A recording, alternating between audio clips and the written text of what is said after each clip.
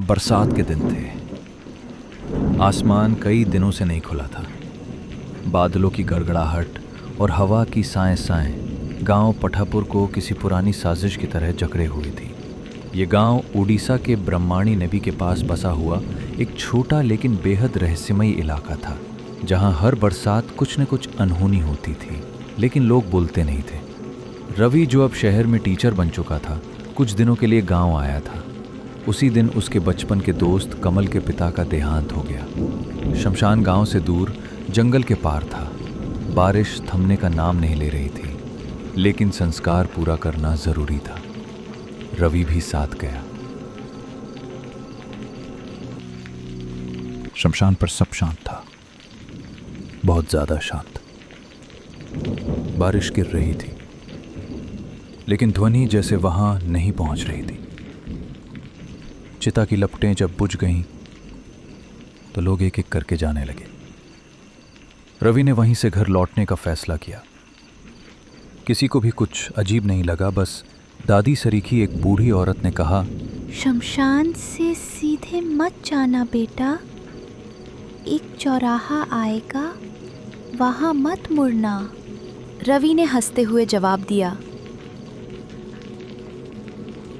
अब भूत भी जीपीएस से डरेंगे क्या? वो अकेले चल पड़ा। रास्ता कीचड़ से भरा था, लेकिन रवि को चलने की आदत थी। बारिश रुक गई थी, लेकिन हवा में भारीपन था।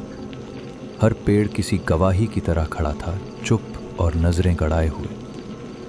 कई किलोमीटर के बाद वो चौराहा आया, जिसके बारे में दादी ने चेतावनी दी थी। 3 रास्ते थे, बाएं, दाएं और सीधा। सीधे जाने पर गांव पहुंचता, लेकिन दाएं वाला रास्ता छोटा था, वही ऑफबीट ट्रेल जिससे सब डरते थे। रवि ने वो दायां रास्ता चुना। चलते हुए उसे अजीब महसूस होने लगा। पेड़ों की आकृति बदलती सी लग रही थी। रास्ता जैसे खिंचता जा रहा हो। उसके पैर भारी हो रहे थे।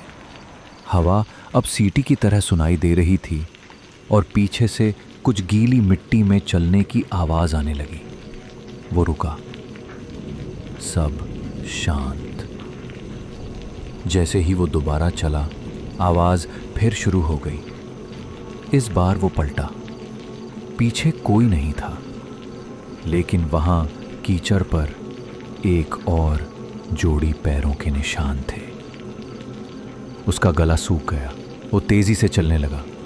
अचानक बारिश फिर शुरू हो गई, लेकिन अब बारिश में हल्की सी बांसुरी की आवाज सुनाई दे रही थी। एक पुराना अधूरा सुर, जो जैसे किसी भूले हुए राग की तरह हो। फिर उसे सामने एक टूटा हुआ घर दिखा, जिसके एक कोने में हल्की सी रोशनी चमक रही थी। उसे याद नहीं पड़ा कि उस रास्ते में कोई घर हुआ करता था, क्योंकि बचपन में वो अक्सर कमल के साथ इसी जंगल से खेलते हुए जाता था। घर के बाहर एक बुजुर्ग औरत खड़ी थी, सफेद साड़ी में, भीगी, लेकिन चेहरे पर मुस्कान थी। भीग गए हो बेटा, आ जाओ अंदर। रवि ने कहा, आप कौन हैं? मैं यहीं रहती हूँ। तुम यहाँ से जा नहीं पाओगे जब तक ये बारिश थमे नहीं, उसने धीमे से कहा। भीगा हुआ शरीर, थकावट और घबराहट में रवि अंदर चला गया। अंदर सब सामान्य था। एक पुरानी लकड़ी की टेबल, एक लालटेन, कुछ बर्तन। वो बैठा तो उस औरत ने गर्म दूध लाकर दिया। जैसे ही उसने घूंट लिया, उसे एक झटका लगा। दीवार पर टंगी तस्वीरें दिखीं।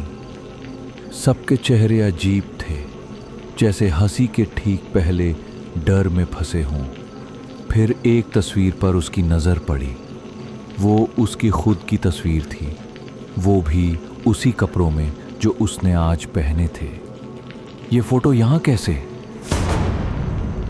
बुजुर्ग औरत मुस्कुराई। तुम पहले भी तो आए थे, याद नहीं? रवि ने गुस्से में पूछा, ये सब क्या है? लेकिन जैसे ही वो उठने लगा, उसे चक्कर आ गया।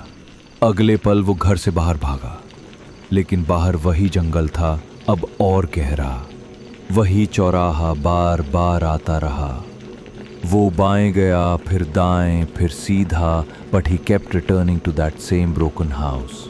फिर उसे पीछे से आवाज आई, रुक जा रवि, इस बार तू मेरा साथी बनेगा। पीछे पलटते ही कुछ नहीं था, लेकिन उस पीपल के पेड़ पर एक आदमी की लाश झूल रही थी। उसी के कपड़े, उसी का चेहरा। और जैसे ही उसने नजदीक जाकर देखा, लाश की आंखें खुल गईं। सुबह गांव वालों ने रवि को नदी के किनारे बेसुध पाया, शरीर पर चोट के निशान, कपड़े फटे हुए। वो बस एक ही बात दोहरा रहा था, मैं घर नहीं लौटा। वो मेरा शरीर नहीं था, वो मैं नहीं था। कमल ने जब फोटो की बात सुनी तो उसने शमशान के पास पुराने घर की जांच की, लेकिन वहां ऐसा कोई घर नहीं था। पर दीवार पर एक नई तस्वीर लगी थी, रवि की। अब हर बारिश में कोई न कोई शमशान से लौटते समय खो जाता है, और हर बार उस पुराने घर में एक नई तस्वीर जुड़ जाती है।